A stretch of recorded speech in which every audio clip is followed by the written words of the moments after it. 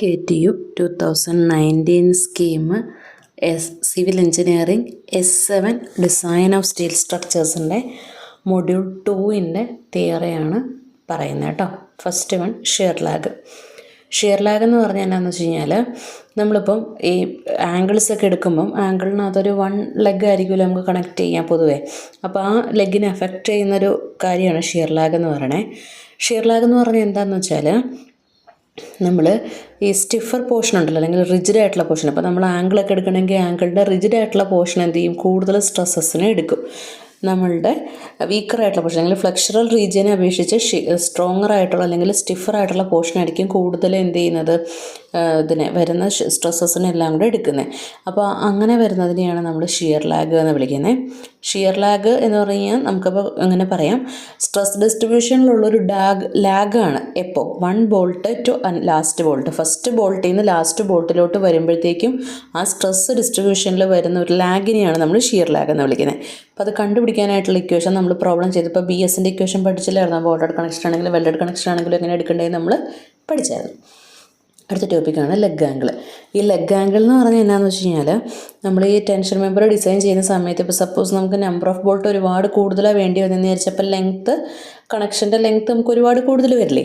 അങ്ങനെ length reduce ചെയ്യാൻ വേണ്ടിയിട്ട് നമ്മൾ യൂസ് ചെയ്യുന്ന സംഭവങ്ങളാണ് ലെഗ് ആംഗിൾസ് എന്ന് പറയുന്നത്. അപ്പോൾ ഈ ലെഗ് ആംഗിൾ പ്രൊവൈഡ് ചെയ്താൽ നമുക്ക് പിന്നെ എന്ത് വേണ്ടി വരില്ല, എക്സ്ട്രാ നമ്മൾ പിന്നെ വേറെ ഗസറ്റ് പ്ലേറ്റ് കൊടുക്കേണ്ടി വരില്ല, ലെഗ് ആംഗിൾ മാത്രം മതി.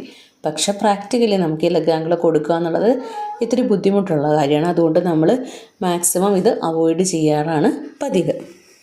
അടുത്ത ടെൻഷൻ മെമ്പേഴ്സ്. ടെൻഷൻ മെമ്പേഴ്സ് എന്ന് പറഞ്ഞാൽ എന്താ, ടെൻസൈൽ ആയിട്ടുള്ള ഫോഴ്സസിനെ ട്രാൻസ്മിറ്റ് ചെയ്യാൻ വേണ്ടി നമ്മൾ യൂസ് ചെയ്യുന്ന മെമ്പേഴ്സിനെയാണ് ടെൻസൈൽ മെമ്പേഴ്സ് എന്ന് വിളിക്കുന്നത്.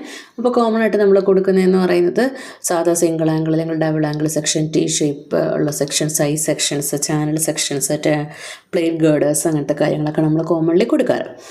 നെക്സ്റ്റ് വണ്ണാണ് പ്രൈയിങ് ഫോഴ്സസ്. പ്രൈയിങ് ഫോഴ്സസ് എന്ന് പറഞ്ഞു കഴിഞ്ഞാൽ നമുക്ക് കണക്റ്റഡ് പാർട്സിൻ്റെ ഫ്ലെക്സിബിലിറ്റി നമുക്ക് എന്ത് ചെയ്യാൻ പറ്റും, ക്യാൻ ലീഡ് ടു ഡീഫോമേഷൻ. അതായത് ഡീഫോമേഷന് കാരണമാവാനുള്ള ടെൻഡൻസി ഉണ്ടാവും. അതെങ്ങനെയാണ്, നമ്മളെ ബോൾട്ടിൽ അപ്ലൈ ചെയ്യുന്ന ടെൻഷൻ ഇൻക്രീസ് ചെയ്യുന്നത് കൊണ്ടാണ്. അപ്പോൾ ഈ ഇങ്ങനെ അഡീഷണൽ ആയിട്ടുള്ള ടെൻഷൻ ഫോം ചെയ്യുന്നതിനെയാണ് നമ്മൾ പ്രൈയിങ് ഫോഴ്സസ് എന്ന് വിളിക്കുക. അപ്പോൾ പ്രൈയിങ് ഫോഴ്സസിൻ്റെ വാല്യൂ നമുക്ക് കുറയ്ക്കാൻ വേണ്ടിയിട്ട് ചെയ്യാൻ പറ്റുന്നതെന്ന് പറഞ്ഞാൽ ഒന്നെങ്കിൽ നമുക്ക് തിക്കർ പ്ലേറ്റ്സ് യൂസ് ചെയ്യാം, അതല്ലെങ്കിൽ നമ്മുടെ ബോൾട്ടും പ്ലേറ്റിൻ്റെ എഡ്ജും തമ്മിലുള്ള ഡിസ്റ്റൻസ് ലിമിറ്റ് ചെയ്തുകൊണ്ട് നമുക്ക് ഈ പ്രൈയിങ് ഫോഴ്സസിൻ്റെ വാല്യൂ കുറയ്ക്കാനായിട്ട് പറ്റും. ദെൻ ലാസ്റ്റ് വൺ എന്ന് പറഞ്ഞു കഴിഞ്ഞാൽ നമുക്ക് ടെൻഷൻ മെമ്പറിലുള്ള ഫെയിലിയർ മോഡ്സ് ഏതൊക്കെയാണ് നമ്മൾ പ്രോബ്ലം ചെയ്തപ്പോൾ പഠിച്ചായിരുന്നു. ടെൻസൈൽ സ്ട്രെങ്ത് കണ്ടുപിടിക്കാൻ നേരത്തെ യീൽഡിങ്, റപ്ചർ, ബ്ലോക്ക് ഷിയർ, അത് 3 അതിനകത്ത് വരുന്ന ഫെയിലിയർ മോഡ്സ് എന്ന് പറയുന്നത്.